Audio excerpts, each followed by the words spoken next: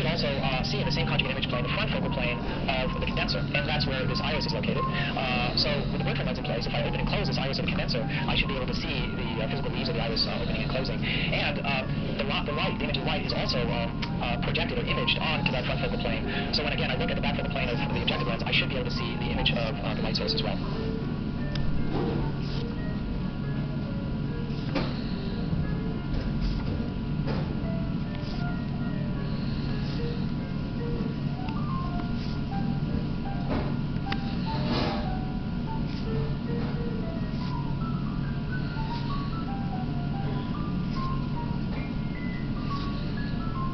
Light itself has an intrinsic grain, and that is you can take an image at very high resolution, but if you keep blowing it up and magnifying it more and more, you don't actually get more information. And I'd like to talk about why that is, because this is limited traditional forms of microscopy with a limit that's related to the diffraction of light, and I'll explain what that is. And this diffraction limit ultimately leads us to a irresolvably small spot of light, which is based on something known as the point spread function, that limits the resolution of traditional forms of microscopy. So to begin, I think we have to talk about why light doesn't behave in a way that just would allow infinite magnification. And that is that for most of us, anyone who's had a laser pointer, you get the impression light travels in straight lines, and that should be very straightforward to understand where light goes. And the best example of this for imaging is the simplest of all imaging devices, the pinhole camera. I just want to show you a picture of the pinhole camera here.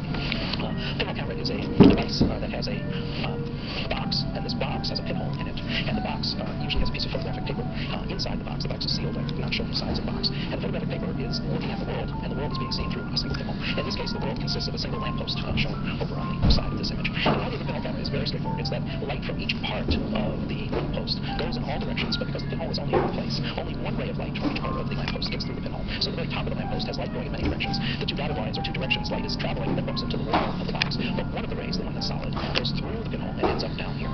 Similarly, light from the bottom of the lamppost goes in all directions, but the only light that passes through the pinhole is the part that ends up here. And so it goes for every object in space. So if you leave the photographic paper inside a pinhole camera long enough, you get a very nice picture of the world. And in this more the way light actually acts, then we should be able to do very high resolution, because light just travels in straight lines, and we should be able to expand objects. For example, if we move the piece of photographic paper from the pinhole, that object gets bigger, and it should get bigger and bigger and bigger, and you should get more and more resolution. So that ultimately every little fact of life in the real world should end up on that piece of paper. It turns out, however, that there are certain problems with the pinhole camera, and that is which limits its resolution. And I want to give you one obvious example. You can see that if the pinhole were bigger, this image would get fuzzy, because there would be more than one ray of light from the top of the lamppost that would get through the pinhole, and it would blur the image down here. So a big pinhole wouldn't work at all. In fact, if there was no pinhole at all, you wouldn't get an image of the world. You just get light on this piece of paper. However, you might imagine we should get better resolution if we turn the pinhole down. It would be a sharper image as the pinhole got smaller and smaller, restricting only a single ray of light from each position from getting through. But the surprising thing about a pinhole camera is that if you make the pinhole very small, as shown here, so now that only a very infinitesimally small amount of light gets through, then suddenly the image gets blurry again. And this blurriness ultimately is because light is not traveling in straight lines. Light is bent at that pinhole. It's diffracted, and that bending of light is ultimately what limits the light microscope. So I want to explain why the light bends, because I think if you understand why the light bends, you'll understand why the microscopes have limited resolution. It bends because light is actually not traveling in straight lines, despite the fact it seems to. It's actually that light is a wave, and it's traveling in all directions. This is not an intuitively obvious idea for most people.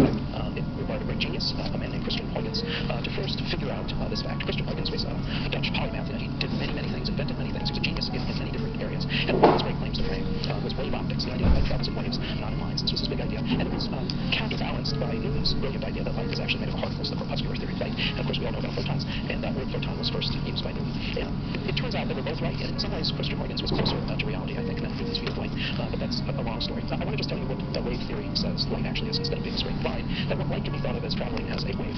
And a wave might be thought of as a straight plane wave. And by plane wave, you would have a front of light moving in a particular straight direction, as these arrows say. And that wave front would be like the breaker out of each long linear wave moving forward. And right behind it, at its wavelength, there's another wave, and behind it is another wave. So each of those vertical lines consists of one of these waves. And right below that little sinusoid is a wave represented in two dimensions, just the direction of the wave. The wave is waving up and down, but the light is moving left and right. It's called a plane wave because, in fact, it's not a single line moving, but it's actually a plane waving, and right behind it another plane waving. That's why it's called a plane wave. Wave optics says that in addition to plane waves, light can travel in directions that either converge to a point or diverge, and these are known as spherical waves, where the wave front, rather than being a straight line, is now a curved surface. It could even be a sphere in which the light is traveling out from a single point or converging in towards a single point, and they're being observed that way. So spherical waves are the curvature of a circle or a sphere, and